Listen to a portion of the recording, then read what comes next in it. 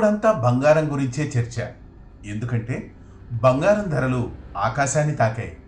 చరిత్రలో ఎన్నడూ లేని విధంగా 10 గ్రాముల 24 క్యారెట్ల బంగారం ధర 90,000 మార్కుకు దగ్గరైంది.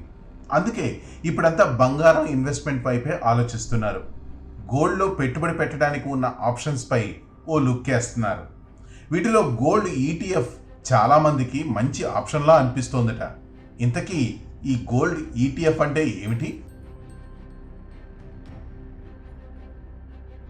ఈటీఎఫ్ అంటే ఎక్స్చేంజ్ ట్రేడెడ్ ఫండ్. ఇది మ్యూచువల్ ఫండ్ సిస్టమ్ని పోలి ఉంటుంది. మ్యూచువల్ ఫండ్స్లో చాలా స్టాక్స్ను ఒక్క చోటుకు తీసుకొచ్చి ఎలా పూలింగ్ చేసి వాటిని యూనిట్లుగా అమ్ముతారో ఈటీఎఫ్లు కూడా అంతే. కానీ మ్యూచువల్ ఫండ్స్ ఈటీఎఫ్కు ఒక ప్రధాన డిఫరెన్స్ ఉంది. అదేంటంటే మ్యూచువల్ ఫండ్స్ కోసం ఫండ్ హౌస్లలో ఇన్వెస్ట్ చేయాలి. కానీ ఈటీఎఫ్లలో మనం మన సొంతగా డీమ్యాట్ అకౌంట్ని క్రియేట్ చేసుకొని వాటిని కొనుగోలు చేసుకోవాల్సి ఉంటుంది. అంటే సాధారణ స్టాక్స్ని ఎలా కొని విక్రయిస్తామో ఈటీఎఫ్లు కూడా అంతే అని అర్థం. ఇదంతా స్టాక్స్ ఈటీఎఫ్ మాట. అటు గోల్డ్ ఈటీఎఫ్ అంటే బంగారాన్ని కొని అమ్మడం. గోల్డ్ ఈటీఎఫ్తో వచ్చే యూనిట్లు హై ప్యూరిటీతో కూడిన ఫిజికల్ గోల్డ్తో సమానం. జ్యువెలరీ షాప్కి వెళ్ళి గోల్డ్ కొంటే తరుగు, మేకింగ్ ఛార్జీలు లాంటి ఖర్చులు ఎక్కువగా ఉంటాయి. ఈ విషయం అందరికీ తెలిసిందే. కానీ గోల్డ్ ఈటీఎఫ్లో అలాంటి బాధలు అస్సలు ఉండవు. మార్కెట్లో ఉండే VAT, sales tax, wealth tax లాంటి ట్యాక్స్ తిప్పలు ఈ గోల్డ్ ఈటీఎఫ్లలో ఉండవు.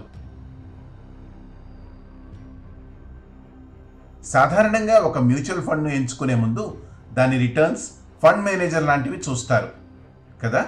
ఒక స్టాక్ని ఎంచుకునేటప్పుడు ఫండమెంటల్ అనాలిసిస్ చేస్తారు కదా. అదేవిధంగా గోల్డ్ ఈటీఎఫ్ని ఎంచుకునే ముందు కొన్ని ఫ్యాక్టర్స్ను పరిగణలోకి తీసుకోవాల్సి ఉంటుంది. ఈటీఎఫ్లో ట్రాకింగ్ ఎర్రర్ అన్న పదం ఎక్కువగా వినపడుతుంది. మార్కెట్లో బంగారం ధర ఎప్పటికప్పుడు మారుతూ ఉంటుంది కదా. నిర్దిష్ట సమయానికి బయట మార్కెట్లో ఉన్న రేటు గోల్డ్ ఈటీఎఫ్లోని నెట్ అసెట్ వాల్యూ రిఫ్లెక్ట్ అవ్వకపోవచ్చు. దీనిని ట్రాకింగ్ ఎర్రర్ అంటారు. ప్రతి ఈటీఎఫ్కు ఇది ఖచ్చితంగా ఉంటుంది. అయితే ట్రాకింగ్ ఎర్రర్ తక్కువగా ఉన్న గోల్డ్ ఈటీఎఫ్ని ఎంచుకోవడంతో మంచి లాభాలు పొందొచ్చు. వాల్యూమ్ అనేది ఈటీఎఫ్లలో చాలా కీలకమైన విషయం. వాల్యూమ్లు ఎంత ఎక్కువ ఉంటే లిక్విడిటీ అంత ఎక్కువ ఉంటుంది. కొనాలన్నా అమ్మాలన్నా పని సులభంగా ఉంటుంది. లిక్విడిటీ లేని ఈటీఎఫ్లలో పెట్టుబడులు పెట్టినా సరైన బయ్యర్ లేకపోతే విక్రయించే సమయంలో కాస్త కష్టపడాల్సి వస్తుంది. అసెట్ మేనేజ్మెంట్ కంపెనీ వసూలు చేసేదాన్ని ఎక్స్పెన్స్ రేషియో అంటారు.